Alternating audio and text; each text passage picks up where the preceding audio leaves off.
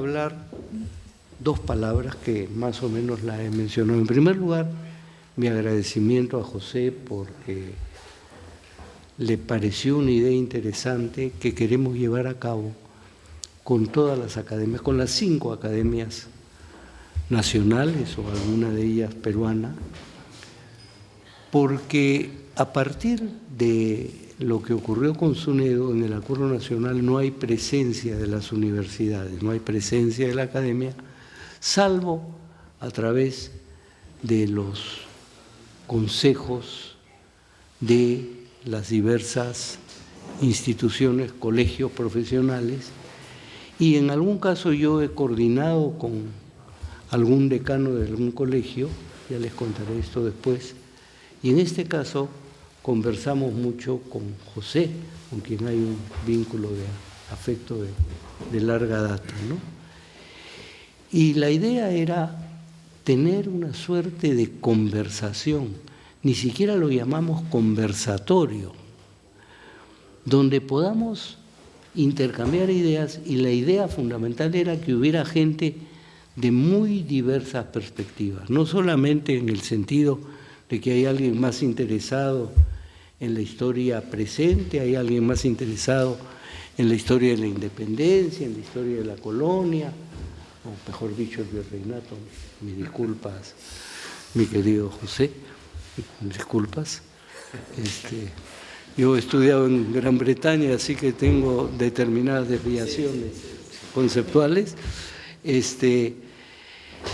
Personas que están muy interesadas en el momento, y hubiéramos querido, repito, que estuvieran presentes todos aquellos a los cuales invitamos, y queríamos además algo, esto es una suerte de agenda escondida, por llamarla de alguna manera, recuperar un poco el uso de esta casa para las academias, es decir, darle de nuevo el lustre que en algún momento tuvo.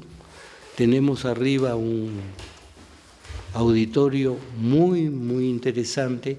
Necesitamos ver que todo esto esté un poquito mejor consolidado estructuralmente, y creo que podría ser el inicio de una serie de actividades que también pueden poner un poco más en valor, en brillo, el centro histórico de Lima, que a veces está un poquito pues ninguneado, ¿no? Entonces yo voy a ser el convidado de piedra acá, sin ninguna intención, ni siquiera en los momentos que el Averno se aproxime a alguno de ustedes, yo seguiré como convidado de piedra. Y como repito, es conversar sobre esos dos grandes temas. ¿Qué nos dice la historia de nuestra patria, o la historia ahora que está planteándose una historia del Perú global, si quisiéramos pensarlo así, sobre el momento actual? Y un segundo punto, cómo enseñar la historia con todo el cortejo de asociaciones. Es lo mismo memoria histórica que conciencia histórica, es lo mismo el trabajo acucioso de un historiador de oficio que lo que hace un profesor de secundaria, etcétera, etcétera. Dicho lo cual, entro en mutismo.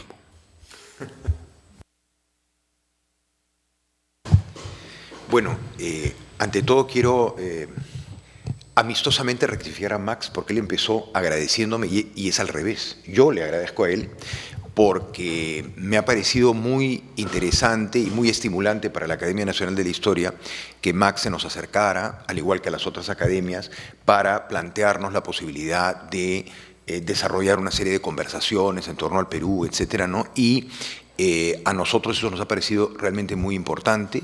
Creo que es muy importante que se cuenten con las academias, que son instituciones pues bastante, digamos, antiguas, que han hecho aportes interesantes en un país como lo comentábamos el otro día en otra ocasión, en un país como el Perú, que tiene pues instituciones bastante frágiles.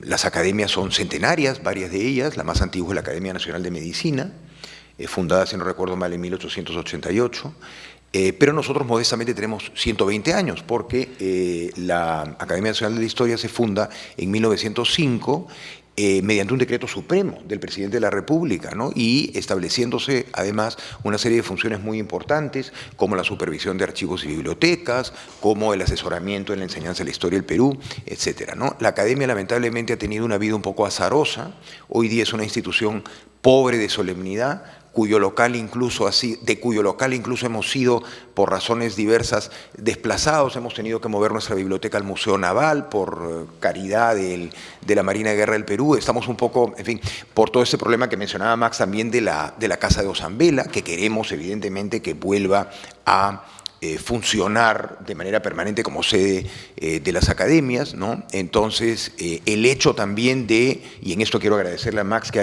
empujado mucho el que el Ministerio de Educación tome más conciencia de la importancia de conservar y mantener este inmueble, que es una de las grandes casas de Lima, yo diría una de las más importantes casas de Lima, por muchas razones, y que además tuvo un proceso de restauración integral en el primer lustro de la década de 1980, con un fondo proveniente de un colegio mayor, San Martín de Porres, creo que era un colegio mayor peruano que se iba a hacer en Madrid, que nunca se hizo, unido con la cooperación española y el apoyo del Banco Hipotecario, ¿no? Que creo que era el propietario en su momento. Bueno, se hizo una restauración integral, lo cual me lleva a mí a suponer que esta casa, si bien necesita evidentemente algunas reparaciones, verificar la estructura, etcétera, sin embargo, digamos, en lo fundamental está habitable, y la prueba es que estamos nosotros aquí ahora mismo. Inclusive las vigas que vemos aquí son vigas de madera, pero que recubren unas vigas de acero que fueron puestas en los años 80. De hecho, si subimos, por ejemplo, al segundo piso y en particular a la sala de conferencias, uno, digamos, en una casa limeña de quincha, como en fin, cualquier otra que podamos ver, uno en el segundo piso pues todo tiembla, en fin, la estructura es de madera, etcétera. Aquí esto es mucho más sólido, de manera que estamos muy ilusionados con recuperar, digamos, ya el uso pleno de esta casa, ¿no? Y por otro lado, creo que es muy importante también digamos, este ámbito de diálogo, por la pregunta que planteaba Max, que es una pregunta pues crucial, ¿no? ¿Qué nos enseña la historia sobre el Perú actual? A lo cual yo, digamos, en conversaciones con Max, propuse que se le añadiera esta coletilla referida a la enseñanza de la historia, porque yo creo, bueno, pienso yo que la clave de todo, digamos, y para responder la primera pregunta, creo que tenemos que examinar cómo es que se enseña la historia. Yo tengo la experiencia de algunos años de haber participado en cursos de actualización en los veranos que organizábamos en el Instituto Ribagüero para profesores escolares, básicamente de secundaria de colegios públicos. Y puedo dar testimonio de la ansiedad, del afán, de la curiosidad de estos profesores por tener fotocopias de los textos que comentábamos en nuestras charlas, por romper el desfase que hay entre lo que los investigadores concluyen y lo que los historiadores dialogan entre ellos, y lo que luego se imparte o lo que llega a los profesores de colegio, ¿no? Repito, particularmente de colegios públicos. Y para mí y para muchos colegas que hemos participado en estos cursos, ha sido muy gratificante ver esa voracidad, diríamos, de conocimiento, de nuevas interpretaciones de estos profesores. Yo creo que allí ese es un punto crucial, creo yo, si desde las academias y desde el Estado, evidentemente, se promueve esta mejora de la formación de los profesores de historia, y por otro lado también que la historia vuelva a tener un lugar, pues, digamos, importante en el plan de estudios, y no se, digamos, ahora está como diluida, ¿no? en el marco de otras áreas genéricamente planteadas, ¿no? Entonces, digamos, yo pienso que este tema de la enseñanza de la historia es realmente fundamental. Pero bueno, no quiero, simplemente lo que quería era, repito, agradecer a Max. Esta reunión es gracias al interés de Max por suscitar este diálogo, y bueno, dar la bienvenida a todos, por supuesto. Gracias.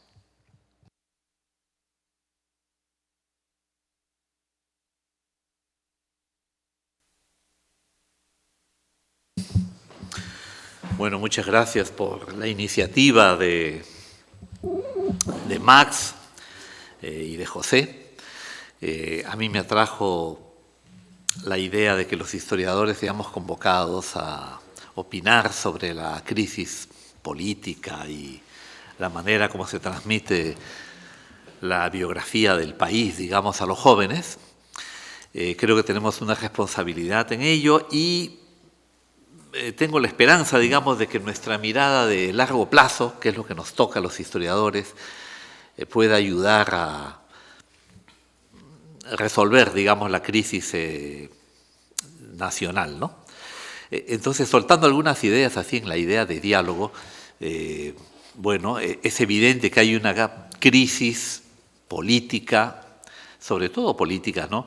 Que tiene que ver con la pérdida de legitimidad de las instituciones republicanas, ¿no? Que es lo que a mí me preocupa un poco, es decir, el Poder Ejecutivo, la Presidencia, el Congreso, que son las instituciones que caracterizan el orden republicano, no tienen apoyo de la población, una calificación muy baja, sin que a su vez asomen figuras que tengan una legitimidad mayor.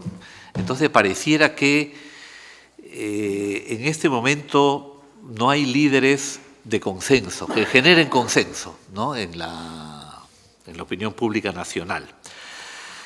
Y uno se pone a pensar por qué ha ocurrido esto, digamos, desde cuándo estamos así. Bueno, y ahí podemos tener diversas respuestas, ¿no? Digamos, una mirada de corto plazo puede ser que Dino Boluarte se volteó contra el partido Perú Libre o contra los electores que tenían una idea de cambio en la política nacional, pero yo pienso que se arrastra como desde más atrás, ¿no? Insistiendo en mi mirada de largo plazo. Algo así como que el Perú de mediados del siglo pasado, que alumbró a los partidos políticos que fueron protagonistas en esa época, Acción Popular, el PPC, la Democracia Cristiana, el propio APRA, ese Perú como que ha desaparecido, en todo caso ha cambiado, ¿no? Entre la reforma agraria, el terrorismo, el crecimiento demográfico, ¿no? Éramos 10 millones en los años 60, ahora somos más de 30. El crecimiento de la proporción de votantes sobre la población total. Estuve revisando cifras ayer, justo pensando en esta reunión, y en las elecciones de 1963 votaba el 19% de la población total. O sea, el 19% eran los inscritos con derecho a votar. Luego votaban menos, ¿no? Mientras que ahora es 3/4 partes. Entonces, la política nacional ha cambiado radicalmente y creo que esto lleva a que surjan actores nuevos a los que no es fácil representar. Entonces yo pensaba en estos personajes como el transportista informal, el minero informal, el profesional surgido de las capas populares o el empresario también surgido de las capas populares, no siempre con procedimientos católicos. ¿Quién los representa? Digamos que los viejos partidos estaban pensados para otro tipo de representación, de actores, y a estos nuevos, pues bueno, hay quien nos quiere representar, ¿no? Grupos como Podemos, por ejemplo, que defienden a estos grupos informales, pero con poca claridad, ¿no? Entonces, bueno, no quiero acaparar tampoco la palabra, simplemente quería poner esas ideas sobre la mesa para ver pues qué les parecen y qué otras ideas podemos recoger.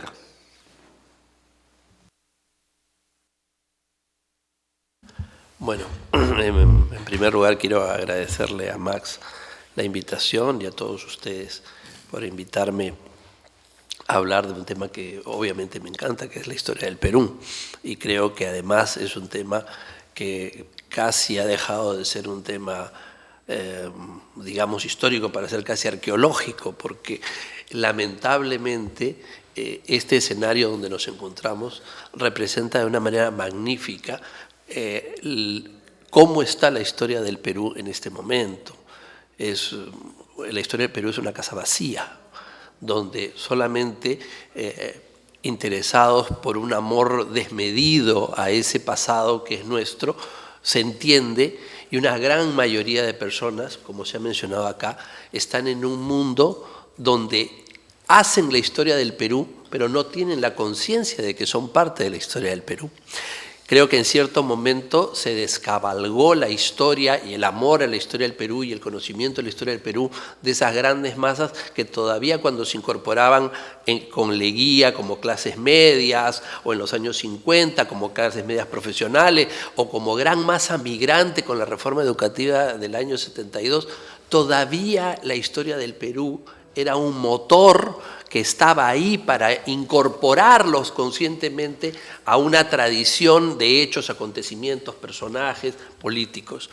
Lamentablemente, a partir de los 90, la historia se ha convertido prácticamente en un lujo, en un espacio para aficionados que ahora cunden en las redes, donde la historia, digamos, especializada, documentada y profesionalizada ha quedado totalmente separada de estos aficionados que pueden decir barbaridades o no, pero que tienen mucho rating en las redes y que tienen mucha acogida. O sea, hay ese interés. Lo que pasa es que no se ha podido entender cómo unir esta historiografía con esa forma de hacer historia.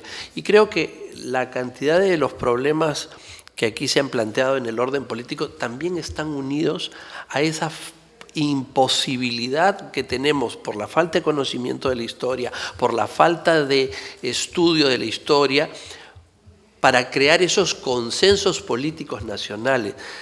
Fernando Belaúnde, no digo que era un historiador, pero se sentía parte de la tradición pierolista. Y cuando hablaba, aún en conversaciones que podían carecer de sentido histórico, estaba presente la conciencia de pertenecer a un tronco de ideas o de acciones, en mi opinión muy malas, pero realmente eso era valioso. Y cuando se escuchaba Aya de la Torre se engarzaba con el radicalismo de González Prada y él era una rama de un árbol conceptual e histórico principista. Esos líderes que se han mencionado acá no son nacionales porque están representando o tratando de representar acontecimientos del presente, sectores del presente, pero lamentablemente no por culpa de ellos, sino por el descabalgamiento de la historia con el presente, no tienen raíces.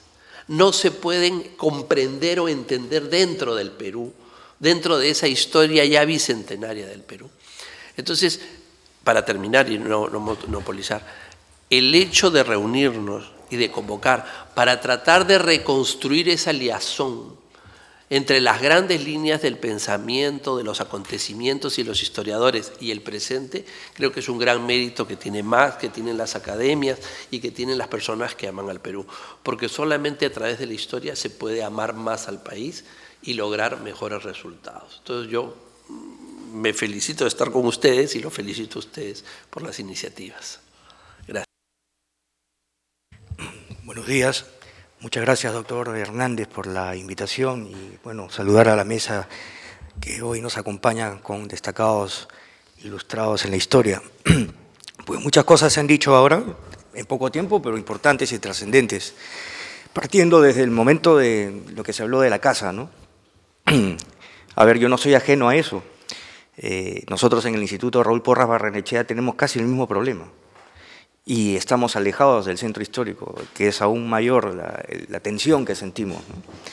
Entonces, citando a Garcilaso, ¿no? Vivir entre la soledad y la pobreza que nos permite, lamentablemente, el hecho de estar desarrollados en el ámbito cultural, nos preocupa. Y ahí es donde se encuentra precisamente ese enlace con la historia. La historia, si bien es cierto, se acaba de mencionar, tiene estos problemas tanto de formación como de ejecución, ¿no? Se ha mencionado el doctor Altuve ha mencionado a Belaúnde, ha mencionado a Aya de la Torre, pero ellos pues no fueron un producto espontáneo, ¿no? Ellos tuvieron una formación, ¿no? Y considero que el problema radica precisamente en esa raíz, en la formación de la conciencia histórica, que está evidentemente en la instrucción de la historia, en las bases, ¿no? En la educación escolar. Ahí empieza realmente el problema y la crisis de la historia. ¿Cómo se interpreta, cómo se maneja la herramienta de la historia? Eso, pues, no profesionalmente se puede hacer, pero para desarrollar una conciencia histórica, pues, es evidentemente la escuela, ¿no? Es la escuela donde se debe incidir, ¿qué tal? Donde se debe incidir con mayor profundidad y mayor atención, sobre todo. Por ahí alguien mencionó que ese ejercicio pedante de reescribir la historia es muy peligroso.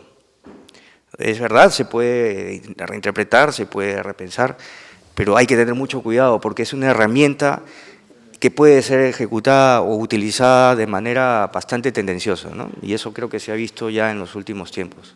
Entonces, evidentemente, un foro como este permite la reflexión acerca de ese problema que tenemos y que, pues, como profesionales en ese campo, pues, nos preocupa. Y esto no tiene que estar solamente ligado a las ciencias sociales, hay que ir un poco más allá, ¿no? Que es precisamente lo que acabo de mencionar, que es la educación, que al final ellos replican lo que nosotros ejecutamos en las ciencias sociales.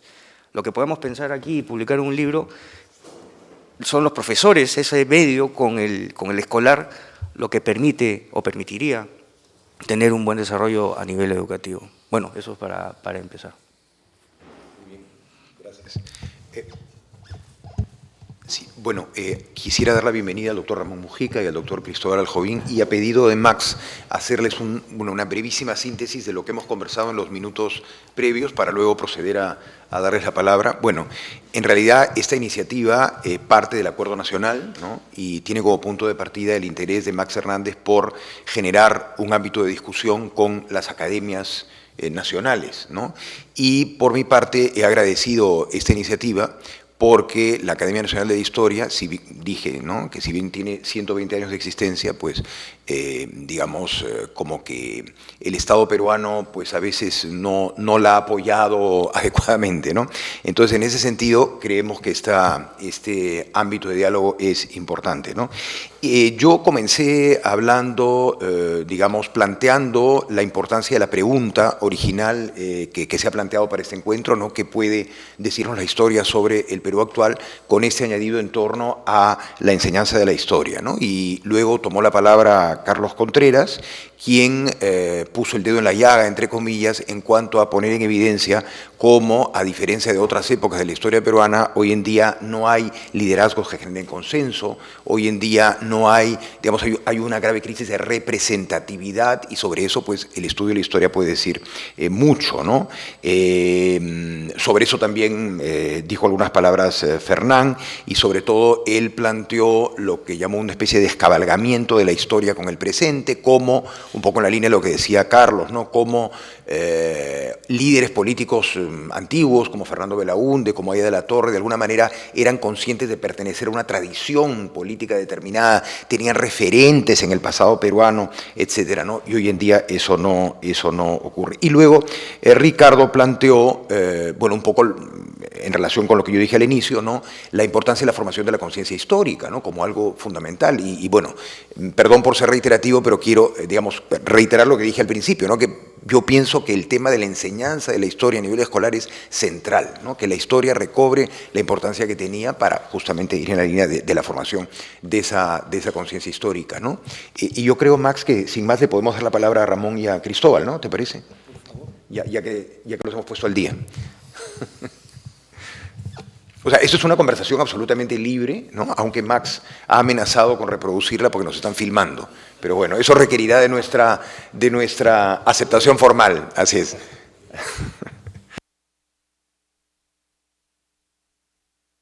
Ante todo, muchas gracias por esta importante invitación y mis buenos días a todos ustedes.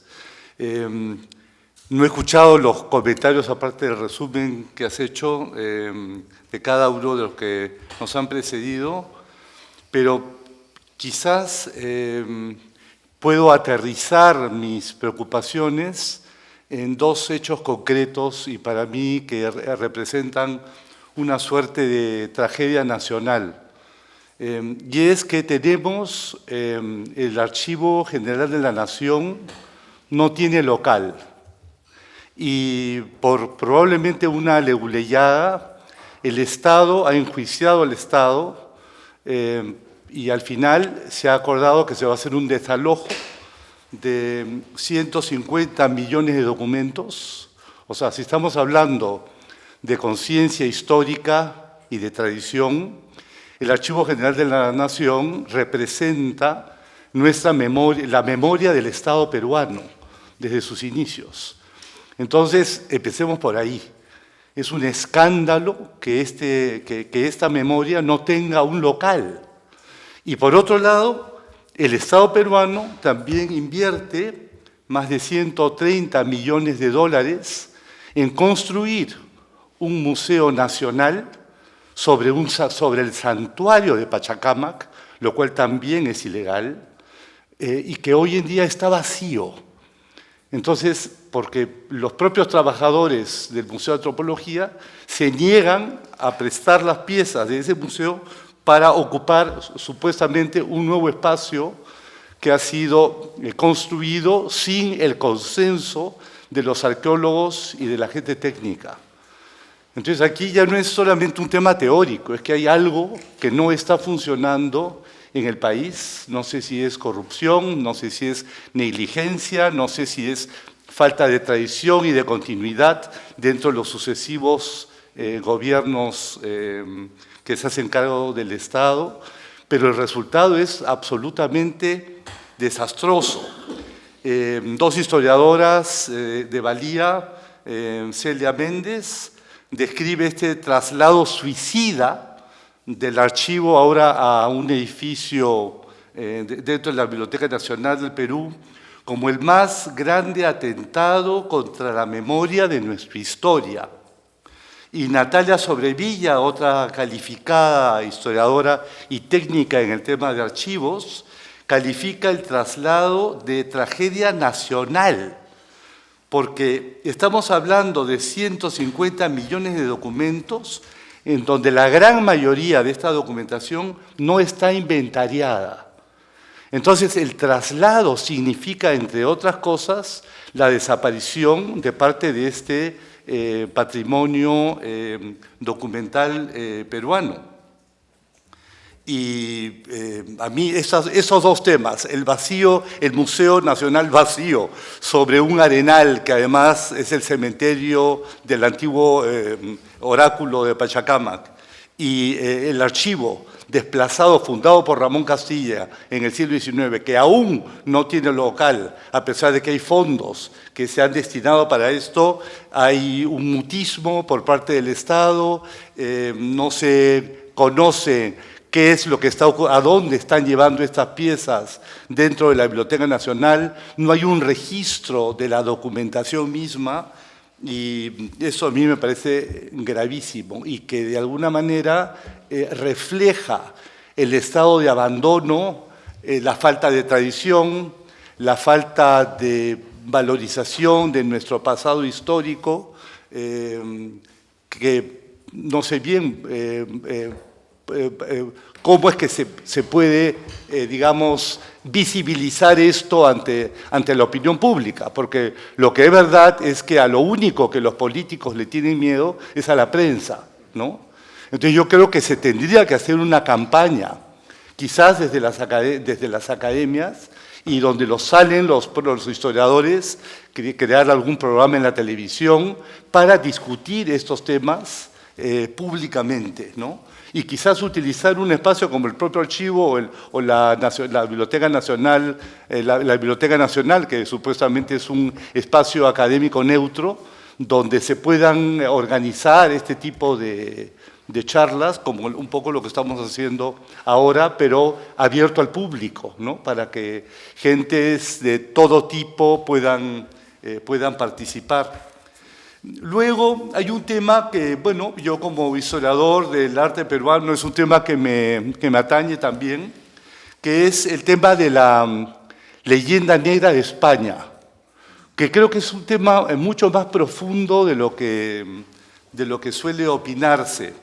Un tema además que afecta a la educación escolar en el Perú, y que sin duda tiene todavía profundas repercusiones políticas, no solo en el Perú, sino en Colombia, en México, donde el gobierno mexicano en esos momentos sigue esperando que el rey de España pida disculpas por los abusos y los crímenes que cometieron los españoles durante la conquista y el proceso de evangelización. Y nunca olvidaré lo que ocurrió el 28 de julio de 2021, que es cuando el Perú cumplía 200 años de independencia, y que estuvo ahí presente, por invitación del Perú además, el rey Felipe VI, que en un acto de, no sé, de generosidad, aceptó cruzar el charco para celebrar la independencia del Perú. Y era una oportunidad de oro, en realidad, para que el propio presidente Castillo hablara de nuestras identidades compartidas y también de nuestras grandes diferencias creadas a partir de la independencia, ¿no? Pero no, lo que él hizo fue repetir muchas de las falacias de la leyenda negra. Aseveró, por ejemplo, que los españoles habían impuesto un sistema de castas raciales que era completamente ajeno al imperio inca, sin saber que los incas también tenían su propio sistema de clasificación étnica y racial. El Castillo acusó a los españoles de haber explotado a nuestros abuelos en el rubro de la minería, sin reconocer que en realidad los españoles utilizan el sistema de la mita, que es un sistema en realidad prehispánico. Luego culpó a los españoles de haber acabado con las élites andinas, cuando en realidad el que hizo eso fue Simón Bolívar, que es el que le quitó los títulos nobiliarios a los caciques indígenas, títulos además que les habían sido otorgados por Carlos V y por Felipe II, ¿no?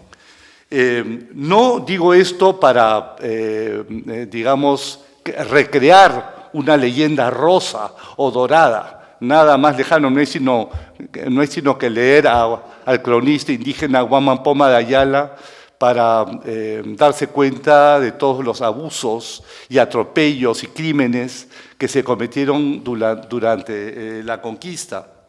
Pero sí me parece importante hacer un balance, no para reconstruir la historia ni para volver a los tiempos virreinales, sino para más bien asumir el trauma de la conquista, para usar un término importante para Max Hernández, lo que puede haber significado ese trauma de la conquista y saber convivir con él y asumir esa identidad mixta que hoy tenemos. Porque además otro ex candidato a la presidencia, que fue Antauro Humala, llegó a decir durante su campaña que si él llegaba a la presidencia, iba a mandar a 150 etnocaceristas al aeropuerto de Barajas, en Madrid, para que capturaran y tomaran prisionero al rey de España, para que él pagara por lo que había hecho Pizarro con Atahualpa. O sea, desde un punto de vista psicológico, me parece delirante y extraordinario, porque refleja cómo es que nuestra población, incluso nuestros candidatos a la República, tienen mal asimilada la historia y las consecuencias políticas, sociales, que eso puede tener en nuestra sociedad. Entonces, un poco yo dejo eso en el aire, ¿no? ¿Qué hacer con esta ideologización de la historia, por un lado, y por otro lado, que en realidad nunca vamos a poder reconciliarnos con nuestro pasado si es que no empezamos poniendo a buen recaudo el Archivo General de la Nación, la Biblioteca Nacional, que sabemos además que vienen siendo saqueadas de forma indiscriminada en los últimos 40, 50 años. Ya lo mencionaba Basadre, ¿no? Que este es un mal endémico, no es algo que sucede durante la gestión de ningún director de la biblioteca o del Archivo General de la Nación. Pero lo de ahora ya es un escándalo, porque es el propio Estado, ¿no?, el que se está encargando que se pierda esta memoria. Y claro, yo pienso ahora que ahora se discute tanto el tema de Gaza, de Palestina. En la historia se sabe de que el ejército nazi destruía las bibliotecas polacas para que ese pueblo perdiera la memoria y la historia de su nación. Ahora Israel sionista está haciendo lo mismo con Palestina, ha destruido sus bibliotecas, precisamente para que no se pueda reconstruir su noción de identidad y de nación, su noción de territorio, porque es en los archivos donde se encuentran precisamente las pruebas históricas de cuál es tu territorio. Ese es el nivel de información histórica que está desapareciendo hoy en día en el Perú. Hay personajes del sindicato, del Archivo General de la Nación, que cuenta cómo en los últimos años se están rompiendo todos los títulos de propiedad de inicios del siglo XX por los traficantes de terrenos. O sea, el robo de este tipo de documentación contribuye y alimenta no solamente la historia, sino que además alimenta la corrupción y delitos criminales como puede ser el tráfico de tierras, entre otros males que aquejan a nuestra sociedad. Eso es lo que yo tendría que decir al respecto. Gracias, Ramón. Bueno, antes de darle la palabra a Cristóbal, si me permites, has tocado temas evidentemente cruciales, pero quería, como nota al pie, comentarles que anteayer fui invitado a la Comisión de Cultura del Congreso para escuchar el informe de la jefa institucional del Archivo General de la Nación sobre este grave problema, ¿no? Y lo que yo no tengo ninguna experiencia en el sector público, ¿no? Pero realmente fue muy impresionante ver que los recursos están, el terreno está. La jefa hizo una exposición ordenada, por otro lado ella ha tomado la batuta del archivo en febrero de este año, con lo cual, en fin, ella hablaba sobre todo de la ineficiencia de la Ejecutora 8, la Unidad Ejecutora 8 del Ministerio de Cultura, que es la que tiene que realmente desarrollar la obra, pero por otro lado el terreno está en Pueblo Libre, pero lamentablemente el archivo intermedio está en una edificación, digamos, provisional allí, con lo cual lo primero que hay que hacer es sacar ese archivo y no lo sacan, ¿no? Entonces, en fin, el drama adicional es que efectivamente los recursos están, y acá es un problema, digamos, de decisión política, efectivamente, que está en el fondo, ¿no? Bueno, pero era una nota al pie simplemente, Cristóbal. Primero, pedir disculpas a Max y a todos los presentes por haber llegado tarde. En verdad es culpa del tráfico, entonces yo, digamos, no tengo ningún sentimiento de culpa, pero hay una cuestión formal de pedir disculpas. Segundo, me gustaría hacer unos comentarios respecto a Ramón. Digamos, estoy de acuerdo con su preocupación por el archivo, su preocupación por el museo, pero son problemas diferentes, creo, porque lo del archivo tiene una solución, lo del museo me parece más complicado porque está construido, ¿no? Entonces, ¿qué hacer con una mole de 130 millones de dólares? Es un problema grave. Yo no lo hubiera construido. Creo que hubo una propuesta que me pareció más interesante, que eran varios museos por el Perú. Hubiera sido además más justo, ¿no? Pero sí es grave, y lo cual significa también que todos los aspectos culturales y históricos en el Perú no se valoran de modo como se deberían valorar. El otro punto que trata Ramón es la cuestión de la interpretación, ¿no? Si el Perú fue colonia, fue virreinato, aquí está uno de los grandes defensores del virreinato. Hay buena parte de la historiografía nacional que ha ido generando un cambio de cómo comprender la colonia, o ver otros aspectos de la colonia, yo creo, más cuestiones urbanas, ¿no? Están los trabajos de Estensoro sobre la evangelización, los trabajos de Ramón y varios otros. Sin embargo, sí creo que hay un problema que es la sobreinterpretación, ¿no? El famoso Capitán Perú, creo que se llama, no me acuerdo cómo se llama, que ya lleva a extremos esa interpretación y la vuelve ridícula. No estoy de acuerdo con lo que pasó, por ejemplo, digamos, se le tiene que responder, no se le tiene que callar, ¿no? Eso me queda claro, y como Ramón dice, digamos, lo que nosotros consideramos que el Perú nació de un hecho violento, la conquista, ¿no? Digamos, es algo que no se puede negar, ¿no? Entonces sí, Lo que sí ha hecho interesante el Capitán Perú es que ha generado debate y ha democratizado el debate. Y nuestro problema es no responder como es debido, ¿no? Muchas veces, algo que es muy común en América Latina es que se domina una narrativa y no hay otra narrativa en contra, ¿no? Por ejemplo, en Europa, cuando hubo el marxismo, hubo una serie de historiadores que discutieron el marxismo, digamos, para ir al mundo anglosajón, Lawrence Stone contra los marxistas, eran grandes marxistas, ¿no? Eran grandes debates con el Capitán, pero no es un debate muy refinado. Pero sí es un debate que ha acogido a un grupo importante de personas, ¿no? Entonces creo que sí necesitamos y hay que tener cuidado con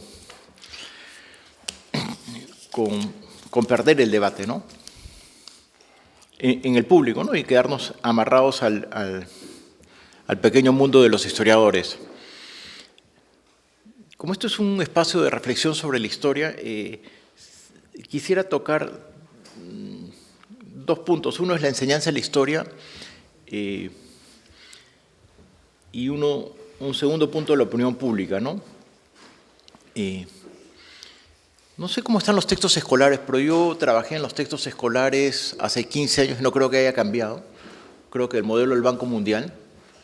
Y eran textos escolares que a mí me parecían bien aberrantes. Se había perdido los textos clásicos de historia, los que hemos estudiado, y se mezclaba historia, ciencias sociales, lo que debe ser, digamos, a veces, si uno leía los textos escolares, uno no sabía muy bien si te estaban contando un hecho histórico o lo que debe ocurrir. Creo que eso viene del Banco Mundial. Yo personalmente, como historiador, prefiero los textos clásicos donde se discute la historia, ¿no? Hay que recordar estos lindos textos que hizo Pablo Macera, no sé si te acuerdas, Max. Creo que tú también lo apoyaste. Yo lo apoyé a Pablo buscando textos donde había también una reflexión sobre el Perú.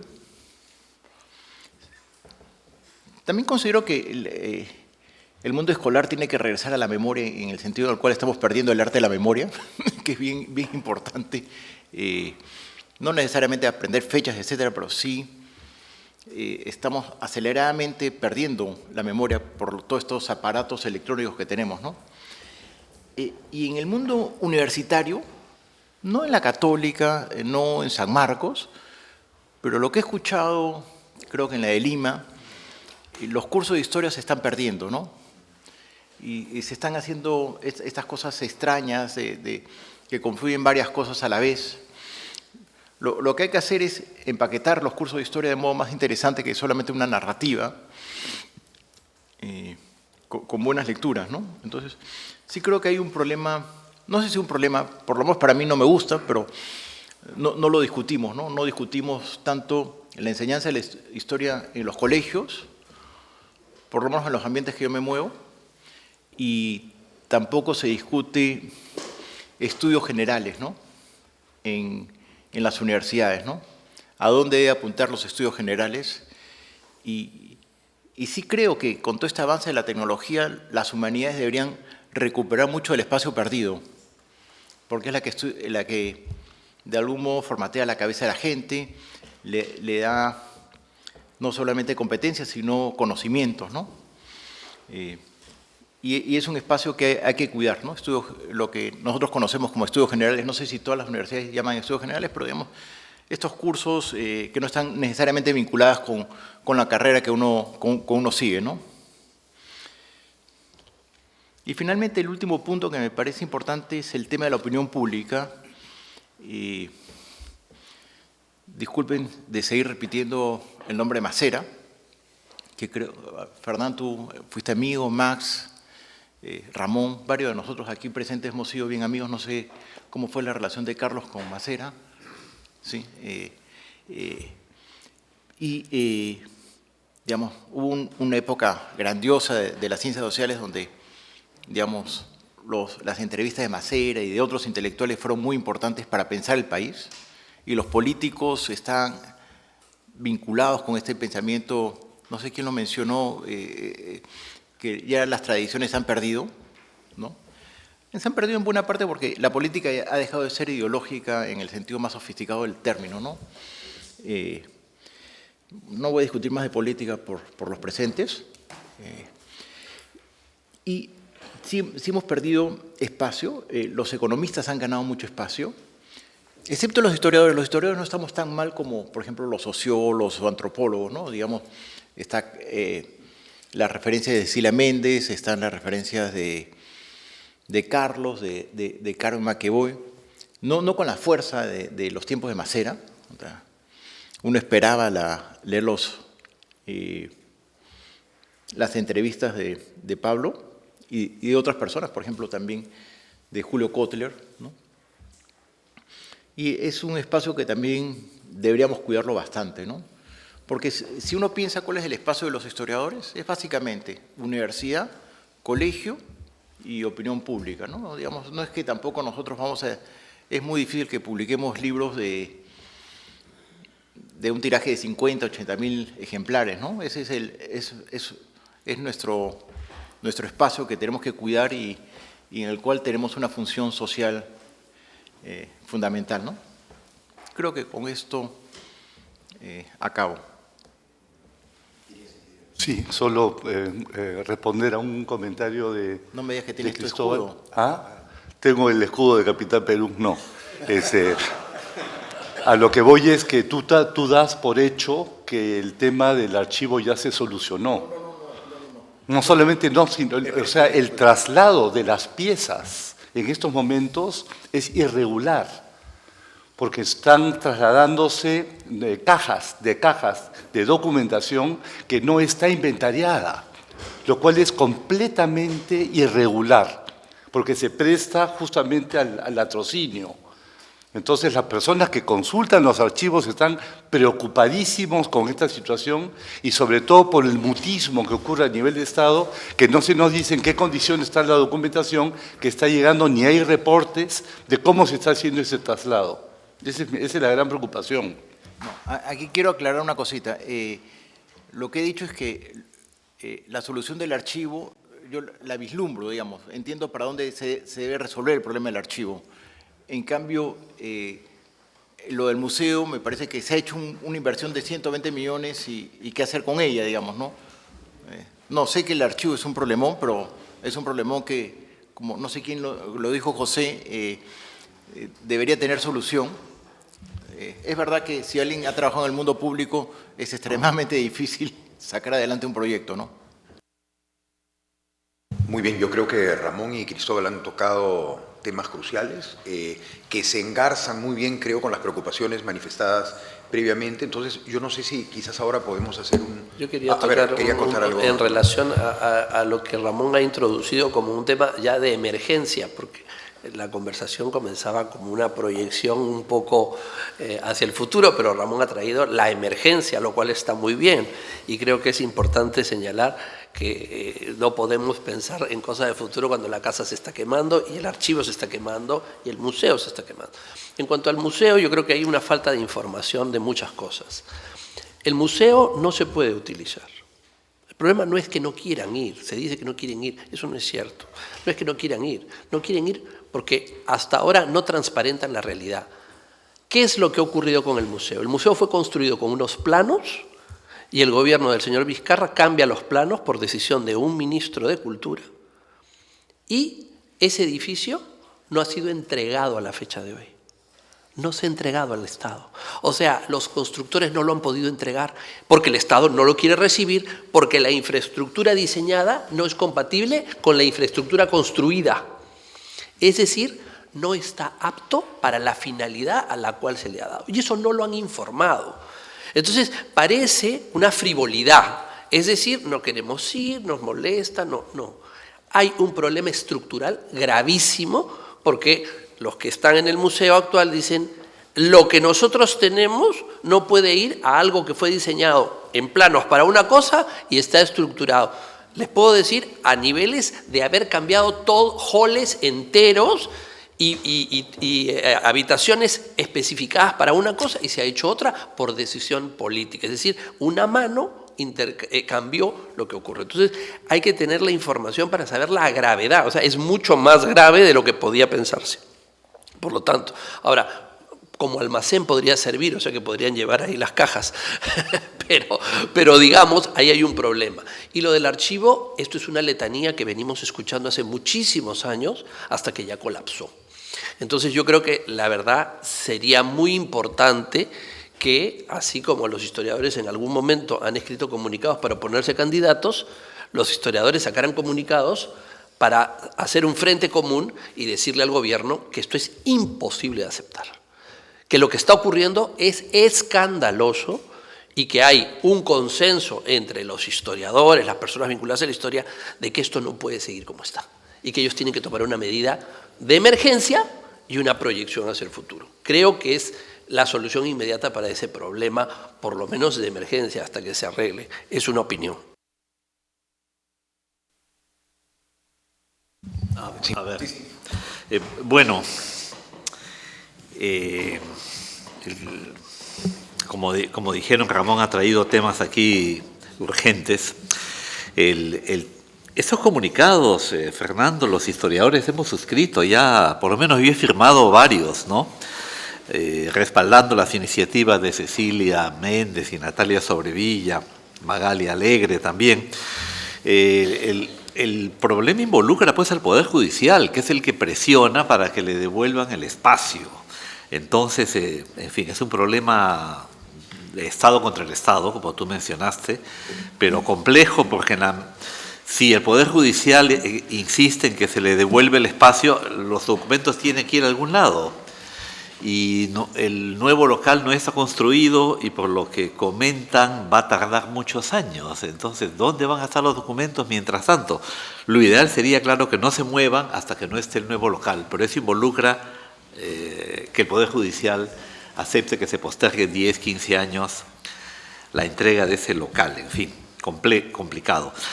El museo, bueno, yo pensaba que era la oportunidad para que tengamos un nuevo guión de la historia del Perú, justo en la medida en que se ha mencionado que existe este discurso de leyenda negra, la has llamado Ramón, que me recuerda el texto de Gonzalo Portocarrero y Patricio Aliar, El Perú desde la escuela, ¿no?, que se publicó el año 89. Y lo que pasa es que ese discurso vende, o sea, es muy aceptado, ¿no? Entonces no es solo Antauro, ¿no? Es que la gente parece que quisiera escuchar eso. Tiene muy metido dentro de sí una versión victimista que le ha dado identidad. Entonces sale el Capitán Perú y estoy de acuerdo con Cristóbal en que los historiadores debemos meternos en ese debate. Así que estaré en la expectativa, Cristóbal, de lo que escribas, a ver. Y me comprometo a intervenir también en ello, ¿no? Bueno, y volviendo un poco a lo que dije inicialmente, creo que hay un problema pues de que las élites han perdido el control de la política, pero pareciera que no les interesa recuperarlo. Esta idea del siglo pasado en que teníamos a un historiador como Basadre de ministro de Educación, a un Raúl Porras de canciller, me parece senador, el propio Macera, ¿no?, que llegó a ser congresista, pareciera ahora totalmente ajeno. Bueno, felizmente que está pues Fernando ya pugnando en este terreno, ¿no? Pero yo más bien veo, Macera, o sea, salvo casos así aislados, como que los intelectuales, la élite intelectual se ha replegado a las ONGs y la academia, desde donde critican acremente lo que pasa en la política, pero no se quieren meter a ella. Supongo que tiene que ver con cómo han terminado todos los presidentes y los ministros. Entonces, ¿quién quiere ello, no? Digamos que el tema es complejo porque también pues la Fiscalía de la Nación y el Poder Judicial ciertamente han politizado la administración de justicia y entonces hay un divorcio entre élites y política y yo creo que mientras no se resuelva la crisis no se va a resolver prontamente, ¿no? Simplemente eso. Bueno, solo mencionar que tengo entendido que ya se han robado los equipos de drenaje del agua en el nuevo Museo Pachacamac, y también todo el sistema de aire acondicionado, que valía más de $1 millón. O sea que lo más probable es que ese fondo, en la medida que ya fue comprado, no será repuesto jamás. Entonces el museo quedará como una utopía vacía en un desierto que además es un santuario prehispánico. O sea que nos habla mucho de nuestro futuro como país. Sobre el tema de la, entre comillas, difusión de la historia, ¿no? Ya mencionado, famoso Capitán Perú. Así como él hay varios.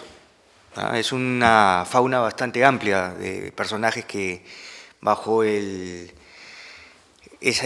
halo de voy a hacer la historia más digerible, más digestible para las personas que no están profundamente introducidas en la teoría, pues lamentablemente han aparecido, ¿no? Claro, él es el más mediático, pero hay un montón de personajes que lamentablemente pues están, como lo dije al inicio, ¿no? Están cometiendo este ejercicio pedante de refundar la historia, ¿no? Entonces, sí, es cierto, habría que hacer un frente ante, como bien dijo Cristóbal Jovín, no es solamente el hecho de dar un comunicado, sino empezar un debate, ¿no? Y poner tal vez en su lugar la persona que lo hace de la manera correspondiente, ¿no? Porque lamentablemente sí hace daño ese tipo de personajes. A ver, ya que lo mencionaron al Capitán Perú, él ha hecho una gira por todos lados y presenta los libros en España y bueno, y mientras tanto aquí la academia, no digo la Academia Nacional, sino la academia en general, ¿no? No hay una respuesta sólida. Y ahora, ¿quiénes son el público objetivo de este tipo de historia nueva? Precisamente son los escolares. A ellos es a donde llega este mensaje. Y eso es lo que estábamos hablando al inicio, ¿no? Es la escuela donde hay que tener mucho cuidado, porque precisamente este tipo de mensajes, este tipo de reinterpretación de la historia, pues es muy peligroso. Sí, yo sí reivindicar. Yo no sabía que Capitán Perú tenía tanta llegada, pero ya que tres de ustedes lo han mencionado, creo que sí me gustaría decir algo sobre él. Para empezar, yo no creo que él pretende ser un académico de la vieja escuela, es un popularizador, un divulgador de una lectura específica del periodo virreinal. Yo creo que lo que más le ha ardido a los indigenistas de izquierda es que hable de los incas hispanos, ¿no? A los historiadores de izquierda nunca les importó que se hablara de Túpac Amaru como el creador de la lucha de clases en el Perú. El propio Velasco Alvarado sacaba a Túpac Amaru rompiendo las cadenas de la esclavitud, cuando en realidad era un aristócrata cabal, un católico liberal, y quedó traumatizado cuando fue descomulgado, porque él pensaba que la reforma ética que él estaba haciendo con su revolución, en realidad lo hacía a nombre del rey de España, que él atacaba a los malos representantes de la corona en Indias. Bueno, pero ese era su pensamiento en algún momento dado. De hecho, ese no fue la lectura que hizo Velasco Alvarado de un personaje virreinal que lo utiliza como símbolo de su revolución, ¿no? Y ahí las izquierdas estuvieron encantadas. Pero ahora que aparece un Capitán Perú para hablarnos de otros incas, en parte ficticios, porque habría que ver si efectivamente estos incas hispanos, como él los llama, tenían poder político o social.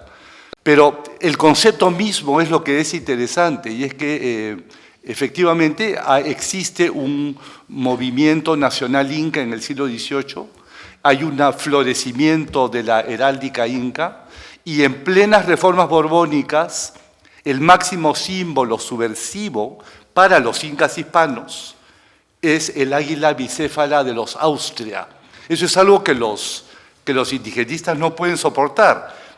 Concebir que en pleno siglo XVIII las élites indígenas ya no les interesaba, para ellos el periodo dorado, ¿no? La edad de oro, no era el periodo de las idolatrías de los incas, las así llamadas idolatrías de los incas, sino era el periodo de los Austrias, cuando se estableció el pacto de vasallaje entre los incas hispanos o los incas católicos y la corona.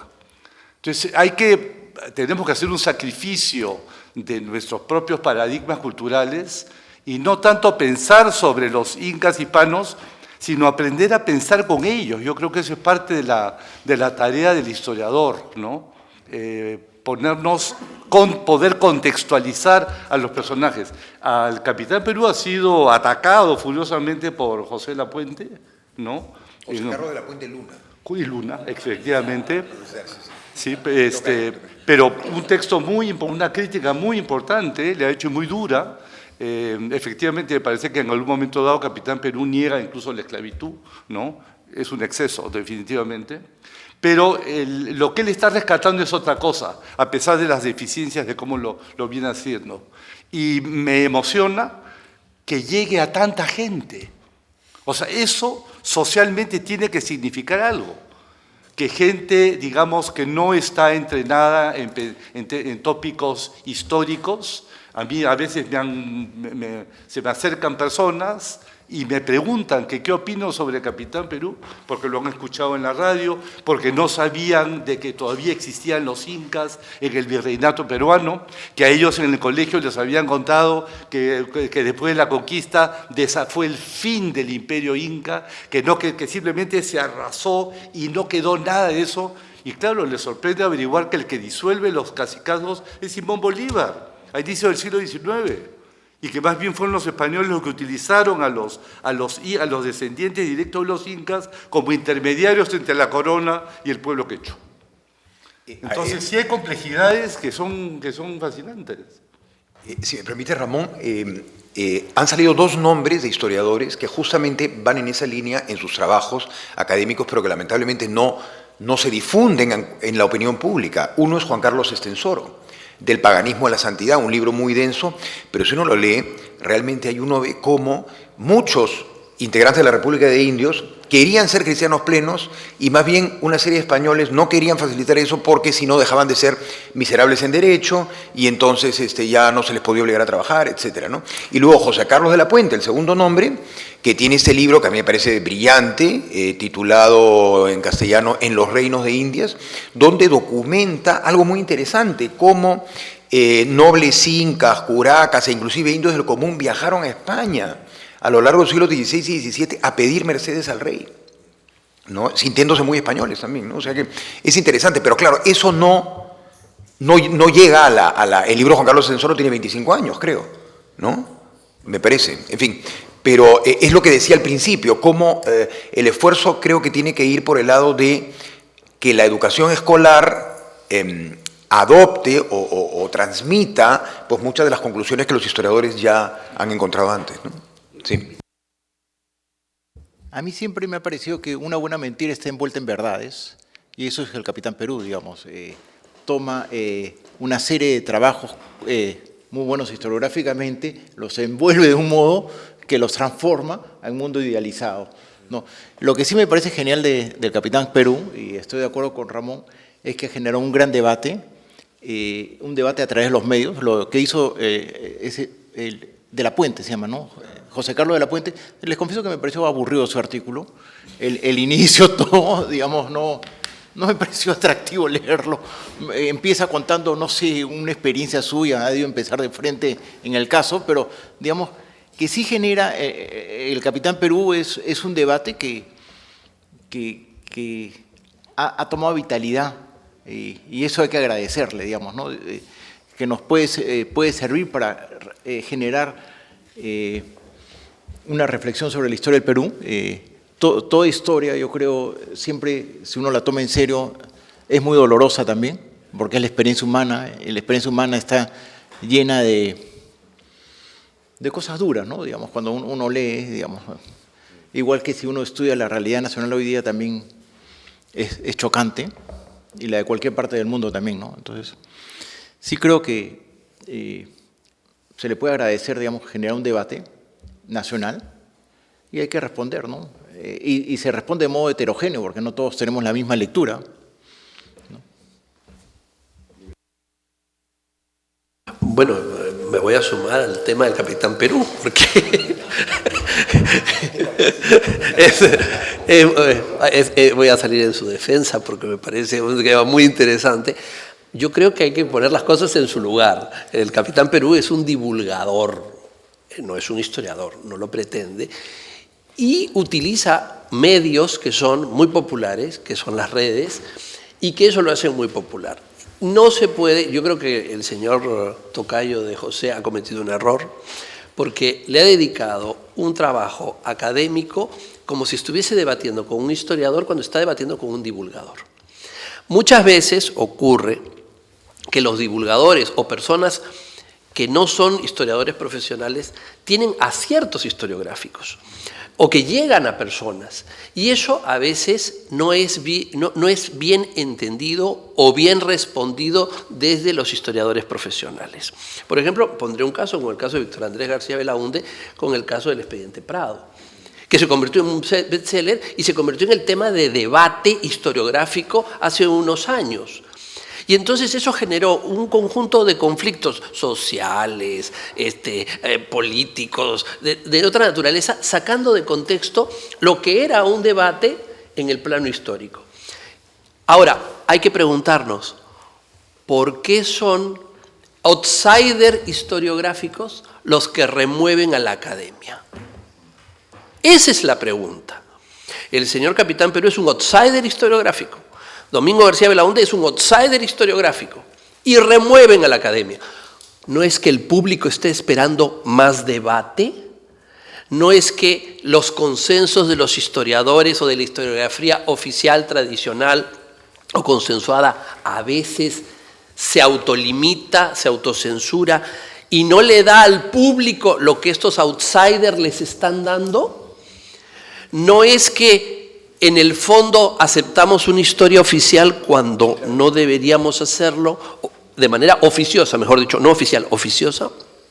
Yo creo que cuando vemos a esos personajes que vienen fuera de la estructura historiográfica y logran esos remesones, es una señal de alarma para la historiografía consensuada, académica, universitaria, formal.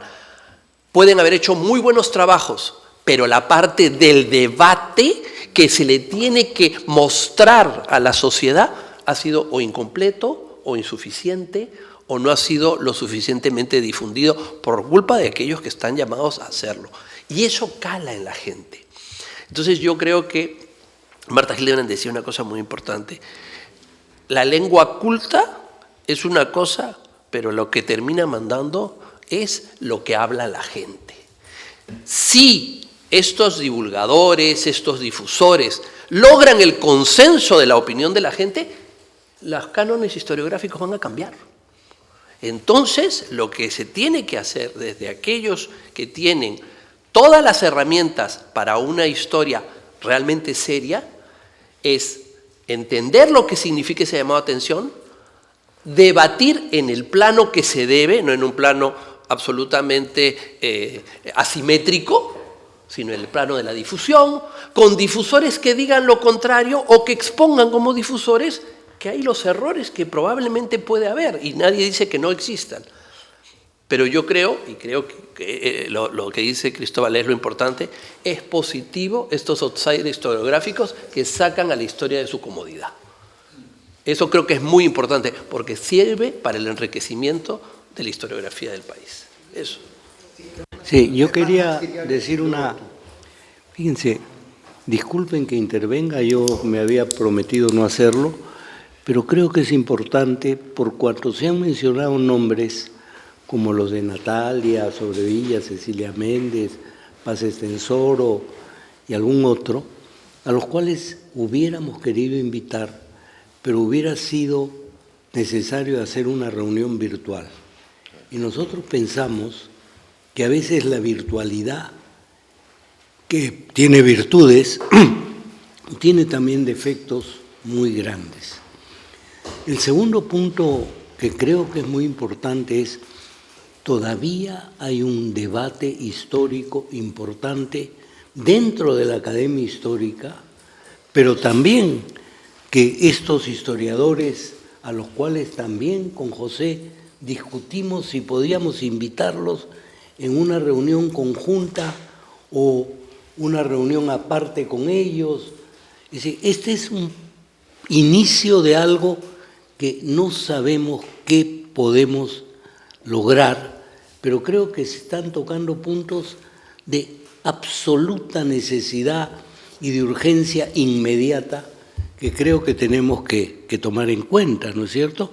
Es decir, si nosotros vamos a hacer una historia en hierático y quienes la hacen en demótico son los que consiguen los consensos y movilizan a tutti quanti, creo que es un tema que tenemos que pensar, porque decimos, ¿cómo se enseña la historia?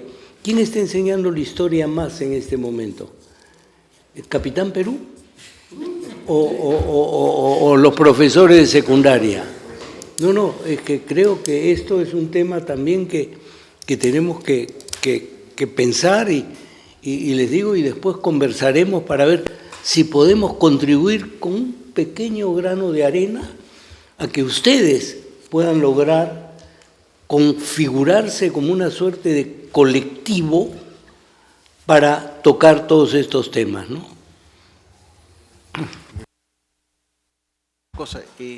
Con respecto a la historia es una de las ciencias más abiertas, digamos.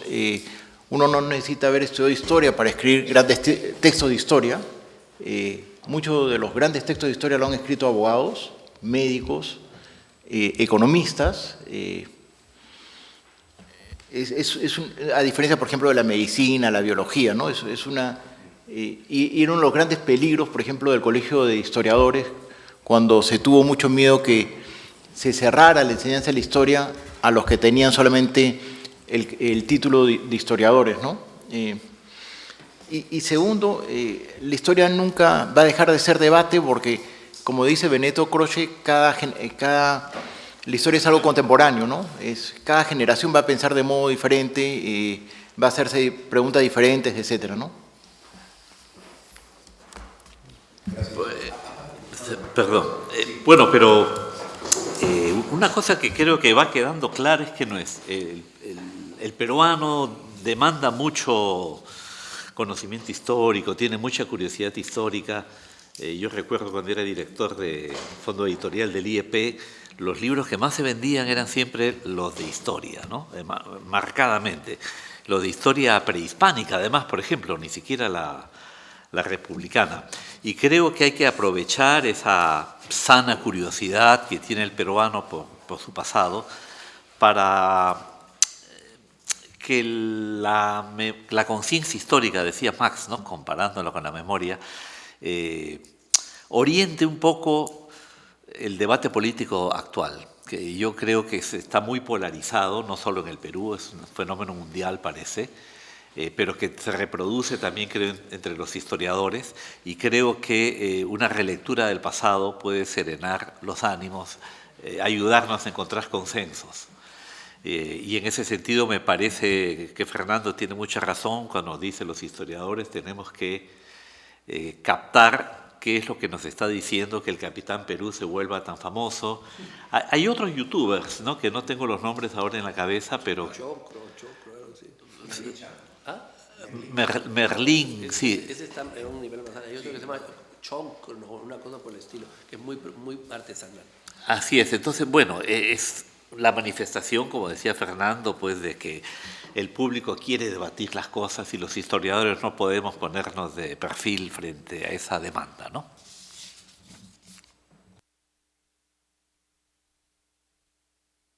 Bueno, es que estos personajes no buscan el debate en realidad, ¿eh? Ellos solo hablan y los demás escuchan y queda ahí. Es así, ¿no? Lamentablemente es así. ¿Y por qué? Porque hoy la tecnología, las redes y el teléfono, el celular, los chicos buscan lo más fácil, lo más práctico. Más bien, tal vez una estrategia podría ser, ¿no? Una historia de un grupo colegiado, utilizando este tipo de tecnología, llegar a los jóvenes a través de ella, ¿no? O sea, combatirlos en el mismo terreno, ¿no? Bueno, utilizando una palabra un poco dura, pero, o sea, llegar a un nivel en el cual se pueda hacer una buena difusión de la historia, con un buen material, y quebrar ese tipo de pretensiones que lamentablemente pues confunden, ¿no? a los más jóvenes. Y ahí es donde precisamente, y volvemos a caer en el tema de la educación secundaria, ¿no? Que es precisamente ese el público objetivo de lo que se ha mencionado, ¿no? Los personajes que están ahora de moda. Sobre lo otro, ¿no? Sobre lo que es la historia como ciencia es verdad, ¿no? Es tal vez la rama de las ciencias sociales más abierta, ¿no? Que permite que muchos puedan, precisamente esa llave, esa puerta abierta permite que muchos personajes ingresen y que lamentablemente pues, puedan desviar la atención de lo que es una verdadera ciencia, ¿no? Ya en su momento el mismo Basadre, cuando hablaba de esto de la leyenda negra, ¿no? De que Perú no debe ser una nueva España, ¿no? Pretendiendo de que hay extremos. O sea, lo que hoy se vive, por ejemplo, y otra vez vuelvo a Capitán Perú, es un líder de opinión en ese sector tan fuerte que hay marchas aquí en el centro de Lima con el pendón de la Cruz de Borgoña. O sea, hay eso, se está llegando a eso, ¿no? O sea, podemos llegar a ese punto ya es fuerte, ¿no? Entonces, habría que hacer una reeducación, ¿no? Un reseteo de lo que está pasando, ¿no? Y los chicos son aquí el objetivo que nosotros debemos pues, tener en presente, ¿no? Gracias, Ricardo. Bueno, yo creo que digamos, estamos llegando por una u otra vía al tema que mencionamos al inicio, ¿no? El tema de la enseñanza de la historia a nivel escolar, ¿no? Que tiene que ver con todo lo que hemos comentado, ¿no? Y a propósito, estaba recordando un artículo de Basadre, que fue uno de los últimos textos que publicó, que creo recordar que fue el discurso que pronunció cuando le dieron la Gran Cruz de la Orden del Sol, el año 79, poco antes de morir, y que lo publicó la revista Debate bajo el título Perú, país dulce y cruel, ¿no? Y pensaba en Basadre como otra de esas personas que efectivamente cuando declaraba, pues en fin, era tomado en cuenta, ¿no? Y como dice Cristóbal, efectivamente hoy en día esas figuras desde el estudio de la historia, como podía ser Macera, Porras, etcétera, pues ya no están, o no están en esa medida, ¿no? Entonces, creo que han salido temas de fondo, como el tema crucial de la enseñanza de la historia, que requiere efectivamente que desde el Estado se tome conciencia, como decía Cristóbal, ¿no? La historia se ha ido diluyendo digamos, en el marco de definiciones más generales, ¿no? O inclusive lo que comentaba de las universidades, por ejemplo, en estudios generales, y ya que estamos en confianza lo puedo decir, en mi universidad, en la Católica, yo sé, es una ironía, es una ironía. Es una ironía. No, pero esto es público. Los estudios generales, por ejemplo, cuando yo enseñaba hace 20, 30 años, había 4 historias de las cuales los alumnos no se podían escapar. Historia Universal 1, Universal 2, Perú 1 y Perú 2. Luego cambiaron de nombre, pero se mantenían. Bueno, luego hubo una serie de cambios de planes y hoy en día, me lo decía justamente el coordinador de Historia del Departamento de Humanidades, un estudiante que entra a estudios generales puede salir de estudios generales sin llevar ni un curso de historia, ¿no? Eso también es una señal. O sea, yo creo que efectivamente en todos los niveles tenemos que efectivamente reivindicar la importancia del estudio de la historia, por lo que decía Ricardo también, ¿no? Digamos, tener conciencia histórica, ¿no? Que hoy en día efectivamente no se tiene en la política ni en ningún otro ámbito, ¿no? Y en ese sentido que tú estás señalando, cabría una pregunta. Si no se hubiesen desmontado en los colegios y universidades, de forma pública y privada por las universidades, los cursos de historia, ¿creen ustedes que los divulgadores que hoy tienen tanta importancia la tendrían? Yo creo que no. Porque habría un público, por muy masificado que esté, mucho más prevenido y preparado con una formación histórica para poder tener críticas sobre lo que le dicen o no le dicen. Hoy día esos divulgadores le están dando lo que el Estado en la educación pública y universidades privadas les han quitado. Entonces después se quejan de que esos divulgadores sean fuertes cuando, mira lo que han hecho, ¿no? La desregulación de la historia ha generado esto. Y la actualización y formación de los profesores de historia a nivel escolar también, lo que decía al inicio, ¿no? Por ejemplo, cursos de actualización en verano, donde se les actualiza en bibliografía, etcétera, y que los profesores, sobre todo de los colegios públicos, agradecen mucho, ¿no? Y lo reclaman, ¿no? Esa, por ejemplo, podría ser una idea interesante para promover, ¿no? Desde distintas instituciones.